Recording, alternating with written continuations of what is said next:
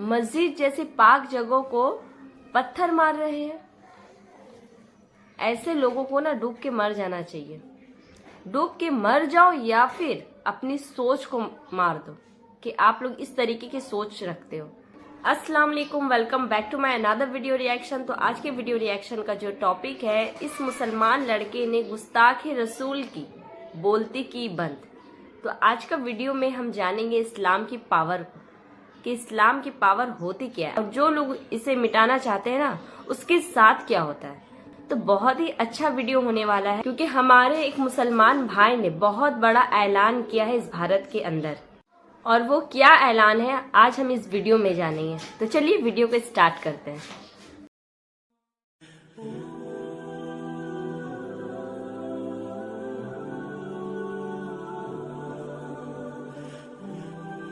अस्सलाम वालेकुम, welcome to my show the Noreen show. जिस तरीके से मस्जिद को तोड़ा गया, जिस तरीके से मुसलमानों पे हमला किया गया और शुरू से ही किया जा रहा है, इस्लाम को टारगेट, मुसलमान को टारगेट किया जा रहा है। आए दिन हम खुशबू पांडे और भी बहुत सारे अनभक्तों के भड़काऊ बयान सुना करते हैं, लेकिन कुछ हमारे सनातनी लोग हैं, सनातनी धर्म के लोग हैं जो इनको मुंह तोड़ जवाब देते हैं। मुसलमान तो देते ही देते हैं, लेकिन इनके खुद के धर्म के कुछ अच्छे लोग हैं, कुछ इतने अच्छे लोग हैं कि इनको पलटवार करते हैं इनकी बातों का। आज इस वीडियो में हम एक भाई की वीडियो लेकर आए हैं जिन्होंने उन लोगों को इतना करारा जवाब दिया है। ये वीडियो आप लोग के लिए देखनी बहुत ही ज़्यादा ज़रूरी है। वीडियो को आखिर तक देखिएगा। बहुत ही अच्छी और सच्ची बातें कही हैं इस भाई ने। मैं सैल्यूट करती हूँ ऐसे अपने मुसलमान भाइयों को, और उन सनातनी भाइयों को भी सैल्यूट करती हूँ जो खुल के बोलने का जिगरा रखते हैं। तो चलिए शुरू करते हैं आज की इस वीडियो को। पहला बात कि जिस तरीके से ये रामनवमी के दौरान बंगाल के साथ साथ पूरा हिंदुस्तान में कई राज्यों में, चाहे वो बीजेपी शासित हो या नॉन बीजेपी शासित हो, जिस तरीके से दंगा हुआ, एक रामनवमी का मतलब एक राम को याद करके उन लोग राम का जुलूस निकाल रहा था, शोभा यात्रा, जो भगवान को याद करके जो लोग जुलूस निकाल रहा था, उस यात्रा में इस तरीके से दंगा, चाहे आप बोलिए कि यहाँ से हिंदू ने किया या वहाँ से मुसलमानों ने किया। सबसे पहला बात, दंगा करने वाला ना हिंदू होता है ना मुसलमान होता है। सबसे पहला बात, जो ये दंगा हुआ ये बहुत निंदनीय है, ऐसा होना नहीं चाहिए था। दूसरी बात, हमको समझने पड़ेगा ये दंगा हुआ क्यों है। दंगा इसीलिए हुआ क्योंकि मोदी जी ने कहा था कि हम 2 करोड़ नौकरी देंगे। मोदी जी ने कहा था 15 लाख रुपया देंगे। अब 2 करोड़ नौकरी देता तो ये लोग दंगा ही नहीं बनते। ये दंगा करने के बदले घर के अंदर बैठे रहते। 15 लाख रुपया देते तो 15 लाख में कुछ अपना काम कर लेते। मोदी जी ने जब सरकार में आया था, आने से पहले कहा था 2 करोड़ नौकरी देंगे, 15 लाख रुपया देंगे, स्मार्ट सिटी बनाएंगे, एक सर का बदले 10 सर लेके आएंगे। लेकिन मोदी जी ने आने के बाद क्या दिया?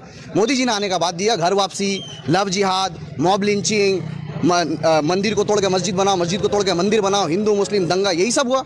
अगर आप ये चीज़ करोगे तो किस तरीके से, ये तो दंगा तो होगा। तो प्रधानमंत्री का फेलियर की वजह से आप बता रहे हैं? एकदम प्रधानमंत्री का फेलियर नहीं है तो कहाँ से होगा? आप एक चीज़ बताइए, आप हिंदुस्तान में आप ये बोलकर आए थे कि हम 2 करोड़ नौकरी देंगे, लेकिन आपने क्या दिया? आप आने के बाद लव जिहाद दिए, आप आने के बाद घर वापसी, आप आने के बाद कभी अखलाक का लिंचिंग हो रहा है, कभी पहलू खान का लिंचिंग हो रहा है, कभी रकबर का लिंचिंग हो रहा है। आप आए जब मर्जी देख लो, जहाँ तहाँ लिंचिंग हो रहा है, यही चीज़ हो रहा है। तो लोग दंगा नहीं करेंगे तो क्या करेंगे? वो तो कह रहे हैं कि मुसलमानों ने पत्थर मारा, हमने कुरान जलाया। आप एक चीज़ दिखाओ, अगर आप मेरा घर में, मेरा सामने से, आप मस्जिद का सामने से जाओगे और मेरा मस्जिद में पत्थर मारोगे, कैसा जुलूस आप निकाल रहे हो कि मस्जिद के सामने पत्थर मार रहे हो? आप तो मस्जिद में पत्थर मारोगे, अब कोई लड़का वहां से मस्जिद के अंदर से रिटेलिएट करेगा तो बोलोगे कि मस्जिद से पत्थर मार रहा है। ऐसा क्यों होता है? जब दुर्गा पूजा निकलता है, जब कुछ दूसरा पर्व होता है, तब तो कभी जिंदगी में आज तक कहीं दंगा नहीं हुआ। गणेश पूजा होता है महाराष्ट्र में, दंगा नहीं हुआ। छठ पूजा होता है बिहार में, दंगा नहीं हुआ। तो भाई ऐसा क्या होता है? तुम लोग रामनवमी ऐसा क्या करते हो कि भाई देख के वहां पे दंगा हो जाता है? तो बोलने का मतलब है कि भाई दंगा मत करो। ये हिंदू मुस्लिम सिख ईसाई मिलजुलने का, रहने का देश है। यहाँ पे दंगा करके किसी का नुकसान नहीं होता। दंगा होता है तो कुछ हिंदू भाई भी मरते, दंगा होता है तो कुछ मुसलमान भाई भी मरते, अरेस्ट दोनों तरफ से होता है। दंगा करके फायदा किसको होता है? फायदा किसी को नहीं हो रहा है। आप एक बात बताइए, जब हिंदुस्तान में जब मिलादुन नबी का जुलूस होता है, कोई एक मंदिर दिखा दीजिए जहां पे मंदिर को ढका जाता है। मंदिर को नहीं ढका जाता क्योंकि सबको पता है मुसलमान मिलादुन नबी का दिन में जाके मंदिर में जाके पत्थर नहीं मारेगा, मंदिर में जाके कुछ उल्टा सीधा नहीं करेगा, मंदिर के ऊपर जाके ग्रीन कलर का झंडा नहीं लगवाएगा, इसलिए मंदिर नहीं ढका जाता। लेकिन रामनवमी का दिन क्यों मस्जिद के ऊपर तुम ढक देते हो, पूरा कपड़ा से ढक देते हो? तुमने आने के बाद क्या नहीं किया? हमारे माँ बहन होली का दिन, तुम होली त्यौहार मनाओ ना अपना, नकाब पहन के मेरा माँ बहन जा रही, तुम उसके ऊपर होली से पानी मार रहे हो, रंग लगा रहे हो। तुम क्या सोचो? ये सब करके मुसलमान डर जाएगा? मुसलमान किसी का बाप से नहीं डरता है। एक जान है, मरना तो है लेकिन झुकेंगे किसी का सामने नहीं। जब मरेंगे तो एक आध को साथ लेके जाएंगे। तुमने बहुत जुल्म किया। तुमने जब आया लिंचिंग किया, तुमने हमारे मस्जिदों में अटैक किया, आज इस नौबत आई कि तुम हमारे हुजूर की शान में गुस्ताखी कर रहे हो, कुरान शरीफ का बेहरमुदी कर रहे हो। मैं मुसलमान कहना चाहता हूँ कि कब जागोगे? हशर के मैदान में जब हुजूर सल्लल्लाहु अलैहि वसल्लम का सामना करोगे क्या बोलोगे?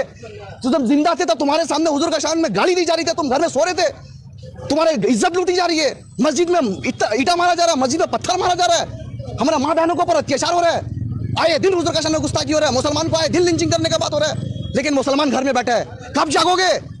क्या जवाब दोगे अपने हुजूर को कि हुजूर हशर के जब हिंदुस्तान में जब हमारे नबी के सामने गाली दे रहा था यति नरसिंह आनंद, तब हम घर में सो रहे थे, जब मस्जिद में पत्थर मारा था घर में सो रहे थे, आज कुरान शरीफ जला दिया तुमने।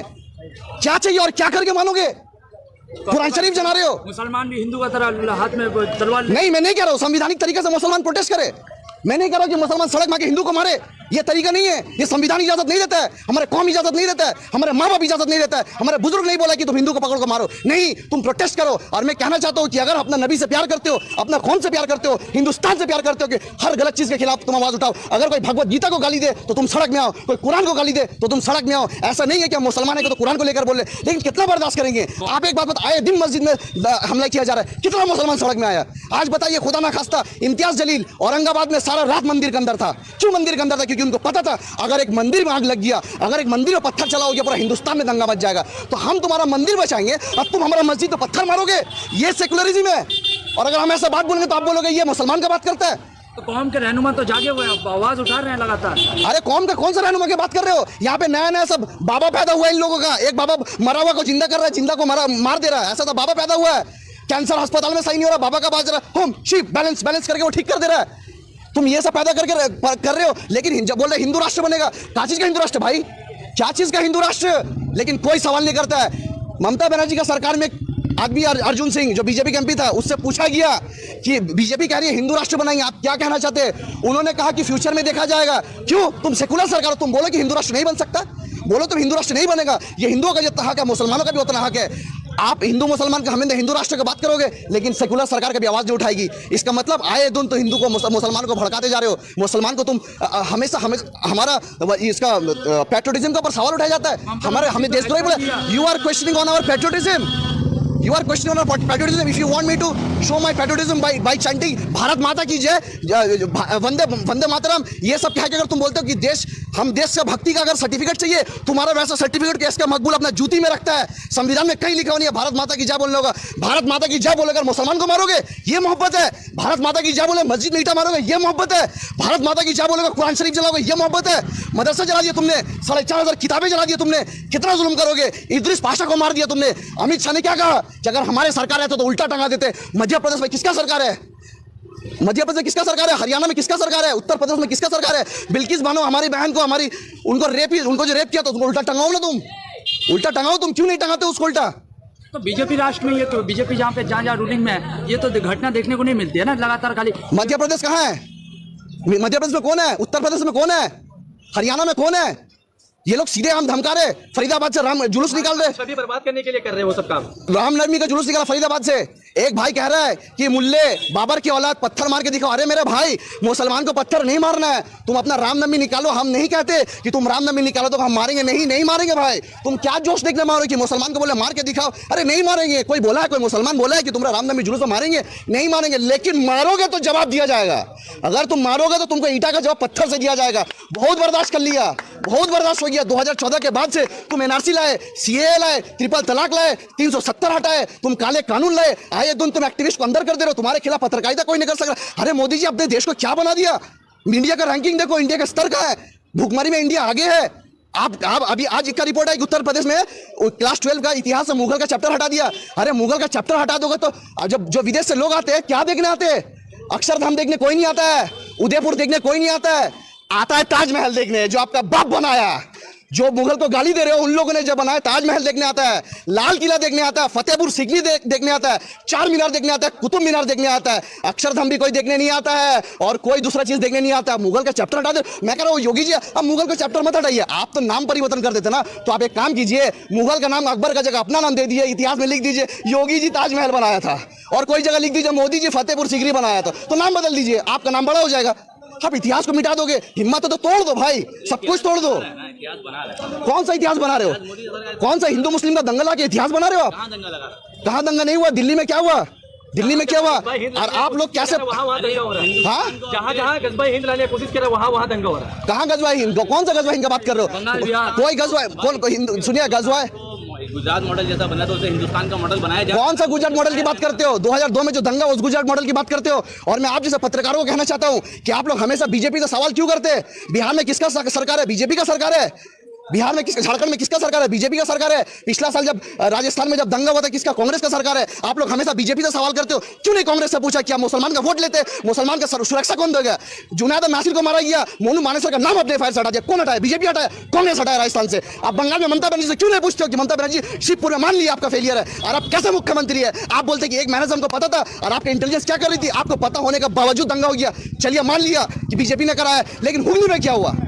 हुगली में क्या हुआ? इसका मतलब क्या मांग रहे? कि दंगा लगा के मुसलमानों को डरा के मुसलमानों का वोट लेना, ये मांग रहे? कार्रवाई तो हो रहा है ना, कांग्रेस की सरकार में कार्रवाई। मुसलमान अब जाग चुका है। आप दंगा लगा के मुसलमान को डरा के सोचिएगा वोट लीजिएगा।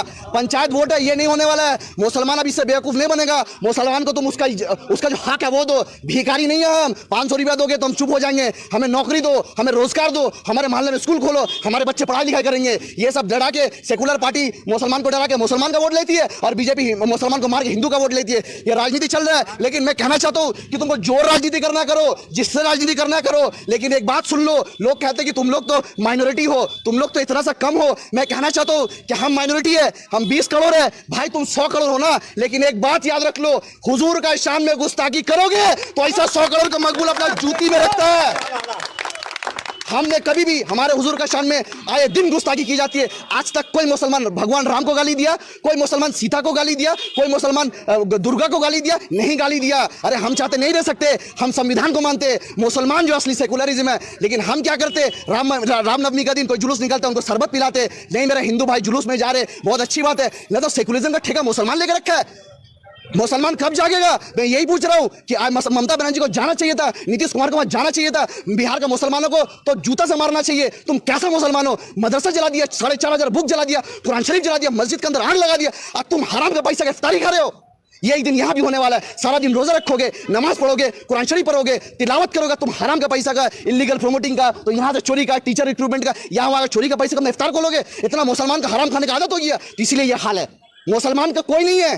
मुसलमान को अपना सोचना चाहिए कि मेरा साथ मेरा अल्लाह है, तुम्हारा साथ पुलिस है, तुम्हारा पैसा है, तुम्हारे पास पावर है, तुम्हारे पास सब कुछ है, लेकिन मेरा लीडर सावरकर नहीं है, मेरा लीडर नाथुराम गोडसे नहीं है, मेरा लीडर हुजूर सल्लल्लाहु अलैहि वसल्लम है। और अगर मुसलमान डरता है तो सिर्फ अल्लाह से डरता है। तुम सोचोगे मार के मुसलमान को डराओगे, तुम सोचोगे काट के मुसलमान को डराओगे। तो मैं मुसलमानों को कहना चाहता हूँ टीपू सुल्तान का इतिहास पढ़ो। मैं मुसलमान को कहना चाहता हूँ खालिद बिन वलीद का इतिहास पढ़ो। तुम तलवार से हमें डराते हो, हमारा इतिहास पढ़ लो। नुपुर शर्मा का टाइम में एक इंसिडेंट हुआ था तो तुम्हारे बड़े बड़े नेता वीडियो बना के माफी मांग रहे थे। अगर मुसलमान 1 करोड़ सड़क पे प्रोटेस्ट, शांति प्रोटेस्ट करने निकल जाए तो तुम्हारी हवा टाइट हो जाती है। तुम मुसलमान से मुकाबला करोगे, लेकिन हमेशा हम शांति से पैगाम देते, हम शांति बनाए रखते। तो इसका मतलब तुम शांति बोलते बोलते आज तुम बोलोगे मेरा घर में हम क्या खाएंगे, तुम बोलोगे मेरा माँ बहन नकाब पहनेगी नहीं पहनेगी, तुम हमसे देशभक्ति का साबित मांगोगे। हमने देश को क्या नहीं दिया यार? अशफाकुल्लाह खां दिया हमने, अब्दुल हमीद दिया हमने, मौलाना अब्दुल कलाम आज़ाद दिया हमने, खान शहनवाज दिया हमने, जिसने आज़ाद हिंद फौज का कमांडर थे, जो सबसे पहला लाल किला में जाके जो हिंदुस्तान का झंडा लहराते हो, लाल किला में सबसे पहले झंडा कौन लगाया था? हमने, वो मोहतरमा का नाम मुझे याद नहीं आ रहा, जो हिंदुस्तान का झंडा बनाई थी। तुम हमारा सवाल उठाते हो। इस देश को यार रहमान दिया जिसने ऑस्कर दिलाया। आज बॉलीवुड को हिंदुस्तान में कोई जानता है तो शाहरुख खान, सलमान खान हमने दिया। डॉक्टर एपीजे अब्दुल कलाम नहीं होता तो आज मिसाइल कंट्री हिंदुस्तान नहीं होता। आप हमसे हमारा देशभक्ति का सवाल पूछते हो। मैं आज भी कहना चाहता हूँ पूरा हिंदुस्तान घूम लो, हर कब्रिस्तान में जाओ और पूछो तुम्हारा देशभक्ति, कब्र के अंदर से आवाज आएगा मैं हिंदुस्तान। क्या जरूरत है हम लोगों को किसी के ऊपर पत्थर मारने की, या किसी के ऊपर वार करने की, या किसी के बारे में ये बात बताने की कि आप इसे नहीं मानो, आप इसे मानो। चाहे हमारी खुशी, हम चाहे जिसे माने। अगर मैं हिंदू हूँ तो मैं भगवान को मानती हूँ, और अगर मैं मुस्लिम हूँ तो मैं अल्लाह की इबादत करती हूँ, वो मेरी मर्जी है। सल्यूट है ऐसे मुसलमान भाई पर जो कितनी अच्छी बातें बताई हैं। और वैसे आपकी क्या राय है इस वीडियो को देखने के बाद? तो प्लीज़ अपनी राय कमेंट सेक्शन में करिएगा, और मेरे चैनल पर नए हो तो सब्सक्राइब जरूर करिएगा, और वीडियो अगर अच्छी लगी हो तो लाइक करिएगा। तब तक के लिए अल्लाह हाफिज़, दुआ में याद रखिएगा। Bye bye.